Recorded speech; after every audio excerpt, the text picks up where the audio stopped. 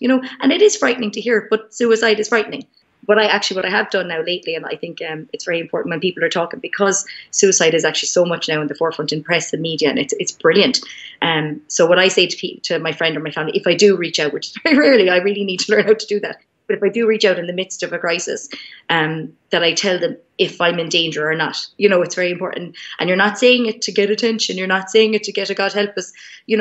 If you are in danger, say to them, I'm really not sure if I'm going to make it through the weekend. Like, I don't know what I'm going to do. Say something like that, and it is frightening to hear, but suicide is frightening, and this is the thing, like, you just have to say it. You can't scoot around it when your life is in danger. So blurt it out if that's what's on your mind. You need to blurt it out. So if I'm having a bad time or whatever, I usually say, no, I'm not in danger. I'm not, because I've had a history of self-harm and stuff like that. So I would say, I'm not doing anything like that. I just really don't feel nice, and I shouldn't have to feel this bad. Like, stresses and strains are fine going to work. Everyone is stressed going to work. Everyone has normal stresses, but yourself at your own stage in life. What's normal, and what's abnormal, and that nobody needs to wake up every morning feeling as horrible as this.